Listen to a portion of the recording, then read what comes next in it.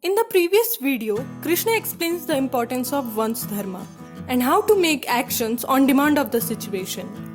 But what if our actions won't give back the results which we want? Karma Yoga.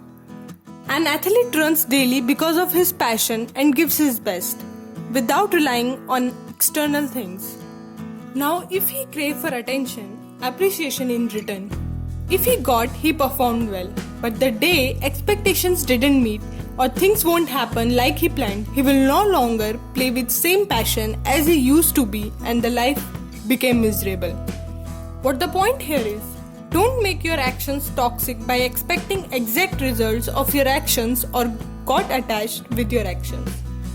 How in religious areas, both teams of sporting events will pray to God to let them win. Eventually, God usually favors the more skilled team. So, in the end, if your skills and hard work what matters, why to waste time, space and energy to think or worry about the result which you can't control? Only your actions is in your hand, so focus on that only. Because the moment you wish for your wins, unconsciously same time you are wishing that others who did exact hard work or more than yours will not get what they deserve. And nature won't work like this. Remember, a deer is alive because of his running ability.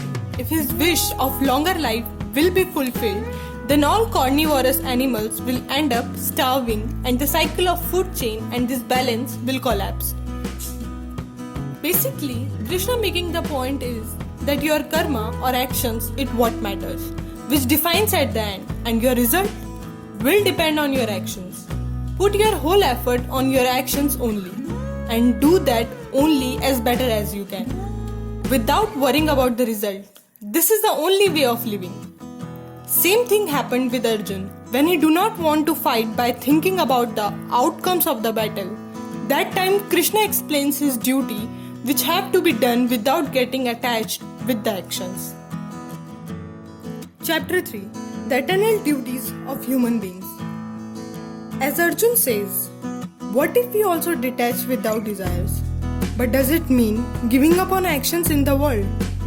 Why would we act at all? Have you noticed at times, even the universe continues acting. Nature never rests. Krishna explains the essence of life is action only. In this material world, no one can live without doing a single action. Our very breathing is action itself. We can't escape it. Our actions defines us. Doesn't matter what your dharma is, a father or son, a boss or driver, a teacher or student. Our very action is important and play a vital role to run this world. Parallels.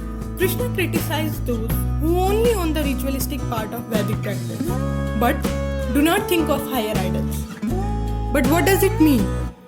The point Krishna makes here is that those who worship or use religion and all their action grounds is to please God to achieve pleasure of afterlife. But life pursuit should be used to go beyond than the material pleasure, not to live it up. It is declared the senses are superior, but more than the sense, the mind is superior. But more than the mind, the intelligence is superior. And more than the intelligence, that which is superior is the individual consciousness. And this requires one to master their senses. Because senses is made for this material world, not required to understand the higher consciousness. Just like as fire is covered by smoke, as a mirror by dust, and the embryo is covered by the womb, so this knowledge is covered by that lust. Krishna points out, like the wind that carries boat on the ocean, same way our senses traps our mind and carrying away from the real truth according to its nature. When you got angry, doesn't matter how much you try to think pleasant, you're not able to. Same way, when you're deeply in love with someone, you can't think bad about the person or want to see the other side of the reality. Many times happen, you feel regret for your anger and later sorry for that. But why that time you're not able to think this? So what should we do? Just like a turtle that withdraw its limbs, same way, one need to master its senses to withdraw his attention away from the outside world. and see the real truth. The true karmic yogi is set beyond any selfless motive. He acts not for his gain but for the world.